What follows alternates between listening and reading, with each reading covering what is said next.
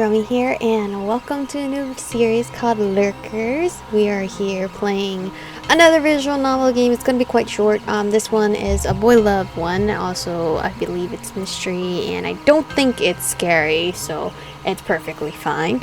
But another new thing that has changed is my hair color. Today I got my hair colored pink, so it's very beautiful. I'm very happy because I've always dreamed to have pink hair. But anyway, moving on, that's not the main point that you're here. You're here to figure out what Lurkers is. So I'm going to read a little bit of information about the game.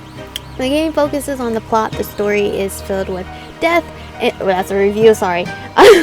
About the game, Eddie Nichols, the eldest son of the first acknowledged victim, arrives at Whitechapel in search of answers. What he finds, though, is a panic-stricken city, and a number of people eager to make the most of the horrible crimes. An American private eye, thirsty for fame and glory, the owner of an awful tabloid, a psychiatrist who advocates for suspicious, questionable methods, and an elusive, mentally unstable journalist. So that sounds like a lot of characters. A lot of entertaining characters that we're gonna encounter. From the Steam reviews, it looks like this game is quite short, so it's gonna be just like the previous game that we played, Sad Secrets. I don't know how to pronounce the correct German word. Sad Secrets Prologue. This is short. I don't know if it's the same amount, but we're gonna go ahead and play it in English. Oh, okay, nice. There's Espanol if you need Spanish. I took Spanish for 2 years, and I don't think I did a good job, so I know how to say my name is, so I guess that gets me a little, like, a starter conversation. London this time of the year is the worst. There's rain one day and fog the next. I'd rather not set foot in Whitechapel, especially in the autumn, but I have no other option. As soon as I venture past Commercial Road and Whitechapel High Street, there are less and less people around me. A misty rain has been shrouding the whole town since early morning, so right now my jacket is soaked and my hair hangs gracelessly, stuck to my forehead, not struck. The Frying Pan. I feel like that's actually a restaurant I drove past before, like a long time ago. I feel gross and annoyed in equal parts. I'm relieved when the pub I'm looking for appears in front of my eyes. The Frying Pan, one of the last places my mother was seen alive. Oh, September 27th, 1888. Inside, can I like randomly save? Okay, thank you.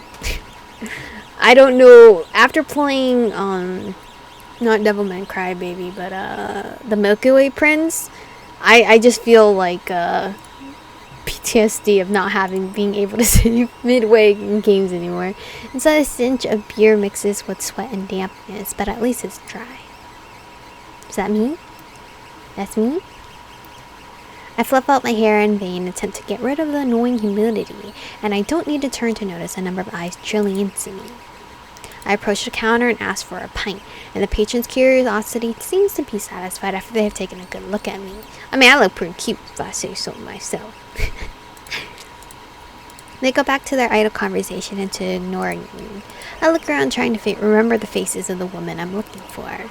My pulse races when I recognize one of them, sitting in a small group at the counter a bit sideways. I drag my pint and my stool closer to them and smile openly at the woman. They smell, dress, and look like prostitutes, but I didn't expect anything less of them. Good morning, ladies. Does one of you happen to be Miss Emily Holland? The prostitutes smirk at being addressed as ladies, but it does the trick and their expressions become more curious than upset at the interruption. One of them, a woman in her 30s and one of the few faces I remember from the funeral, grins and answers me.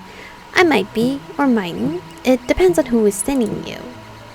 One of the women places her hand on my forearm and starts to rub the damp fabric. I'm not sure if she's trying to dry it or if she's testing the quality of the fabric, or, neither of those choices, and she's just flirting. Either way, it's getting on my nerves. I politely move away and set my nicest smile again in place. Nobody sent me. I'm Eddie, Polly Nichols' eldest son. They share a baffled look, and I watch their faces turn into the same expression that I've been seeing the last weeks on almost everybody. Pity. I straighten up before they start with the litany of poor boy that I already know by heart. I just want to know more about that night's events. The police don't want to show me the reports. The Met is being totally incompetent. Has it been 3 weeks already since the murder? I lick my lips and nod uneasily. The other two women start to talk at the same time. And then Dark Annie the following week. What a dreadful death. So it seems like multiple deaths. Yeah, it could have been one of us. We are not safe on these streets anymore. As if we didn't have enough with those gangs who rape and rob us. Okay. I raise a hand, trying to call their attention back to my mother's case. Agreed, but I need you to tell me everything you remember about that night. It's all in the papers now, child. I haven't hidden anything, I promise. But it'd still be better to know everything from you firsthand. This round's on me, of course. I gesture to the bartender to pour another round of beers for the women, and they giggle happily. Jokes on him, this wouldn't work on me because I don't like alcohol. But then again, why would I be at a bar? If I don't like alcohol, you know? Unless I'm there with friends. Alright then, I don't know what you will win with this. As I told the police, I met your mother in the wee hours of the morning, around 2:30 on the corner of the Whitechapel Road and Osborne Street. Were there people on the street at least those hours? Well, you know Whitechapel Road never sleeps. There are laborers going to work and dock workers going back home. So she expected to earn enough money to pay for her bed and our lodgings that night.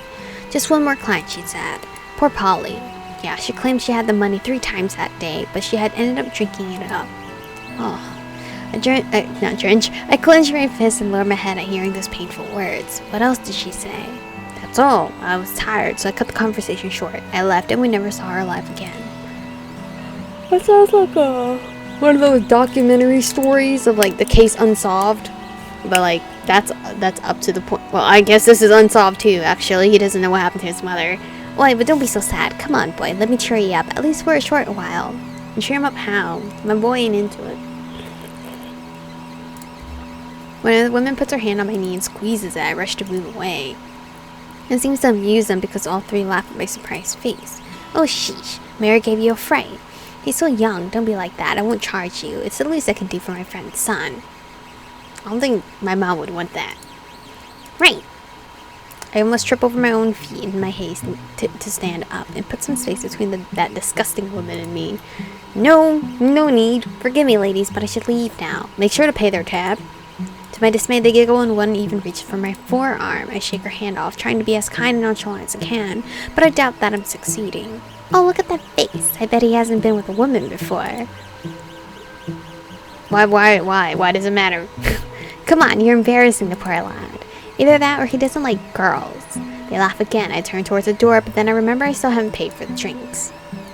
Cursing, I take some coins out and place them on the counter, but they take the chance to circle me once more. Damned women. Come on, you'll like it when you taste these. Taste what? And to my complete horror, when I turn to face them, a pair of boobs are looking back at me. The woman only flashes into me before covering herself, half dead with laughter. I freeze, unable to speak or move, horrified. A big hand lands on my shoulder with a loud thump. Alright, ma'ams, you've had enough fun for today. The show has finished. The prostitutes boo at the man behind me. I turn slightly to see who the hell my savior is. Ooh, he's quite handsome. He's a tall man with broad shoulders and a nicely cut jacket. He dresses simply, but he still smells of regular meals and gentlemen's clubs. Regular meals, huh? You eat 3 meals a day? That's good on you. I should also do 3 meals a day, but I do not. Literally, now that I notice it, he's even wearing cologne. Before I can ask him who he is, the guy waves the woman goodbye and pushes me to a table at the entrance of the pub. Alright, we're gonna find out who this handsome man is. Who? Hell yeah. There's my character portrait. I was gonna be like, damn, I'm used to these things, so it's quite nice. I know some people don't like the character portraits here, but I don't mind it too much. But anyway, Old Forester. I really love like reading the stuff in the background. I don't know if you guys caught on to that. If you're new, of course you don't know I do this, but he interrupts me with a wide smile and a hand in front of my face. William J. Burns at your service. I reluctantly shake his hand before he takes a visiting card out of his jacket front pocket. From Burns Detective Agency, New York, but I'm here on personal business, Mr. Nichols. I studied your card as if it was going to vanish any moment now. I blink twice. I get to my feet and give the visiting card back to his owner. I don't know what this man is doing in London, but it's clear it doesn't have anything to do with me. Where are you from again? New York? In New York to London? He's clearly here for business. Pleased to meet you, but He cuts my sentence again. I'm going to help you. Me? Yes, I'm going to be the man who puts the Whitechapel murder on the gallows. That's why I came to England in the first place. Noticing I'm gaping, I close my mouth and sit down again. Did the Metropolitan Police hire you? No, not exactly, but they have accepted my help. I even have a written permit signed by Sir Charles Warren. I stare at him in awe. Sir Charles Warren is the Metropolitan Police Commissioner, the biggest fish in the net. To think they got rid of me with a pat on my back, while this guy gets a letter that opens every door in London. That's a bit unfair. Deciding not to look too impressed by the American, I cross my arms and keep a poker face. Then why were you eavesdropping on those women and me? He laughs a loud and infectious laughter and waves his hand, playing it down. I was only curious whether they would tell the victim's son a different version than they told the police, but it wasn't the case. I nod and move uneasily in my chair. This guy seems so confident, so happy to be in his own two shoes. I can't help but be jealous. So, why did you say you want to help me? I want my mother's murderer to pay for his crime, but I'm not looking for anyone's pity. I know my words come across as harsh and unfriendly. Perhaps I should try to tone them down. His answer is a long silence. He lets his chin rest on his intertwined hands and watches me with a smile dancing on his lips. Who said I pity you? No, this has nothing to do with pity. And in fact, I have two reasons for helping you. It's for himself. He wants that fame and popularity, right? I raise my eyebrows in disbelief. Two. Well, this is getting interesting. The main reason you want to find your mother's murderer is because you feel guilty about the way your family, and possibly you, treated her. You think that perhaps if you had tried harder, you would have succeeded in making her give up drinking. Or at least she wouldn't have turned to prostitution as a means of surviving on the streets. My cheeks feel hot, and I know I'm blushing fiercely right now. Because everything he says is true. I loved my mother in a way just as every kid loves their mother. But I also felt ashamed of her.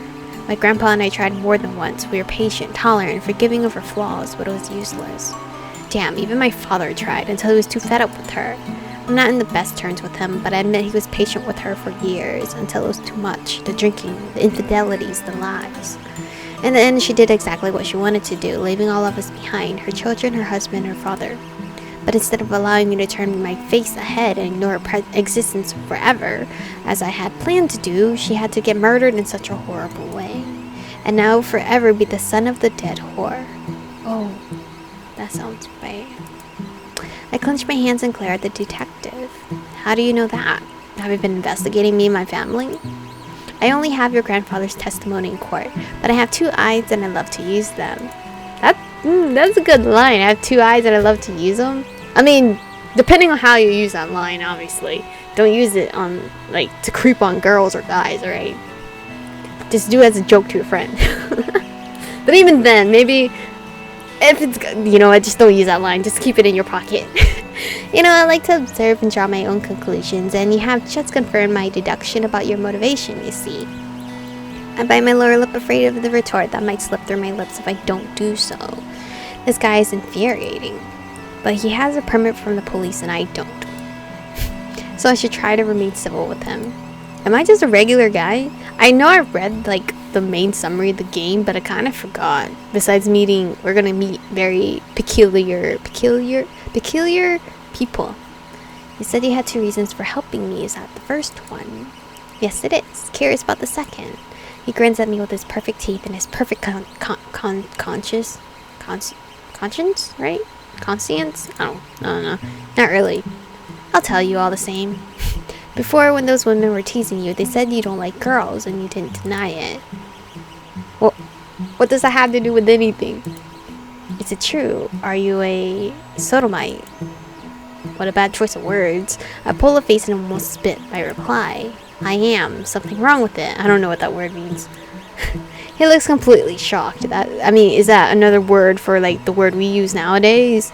That looks good on him, and it makes me feel a bit proud of myself. I made Mr. Rich American Detective shut up. The silence starts to linger a little bit too long for my nerves, though. Hey, you're not gonna report me to the Met, are you? He doesn't come across as the kind of person, and I always had a good eye at judging people, but anyway, better safe than sorry.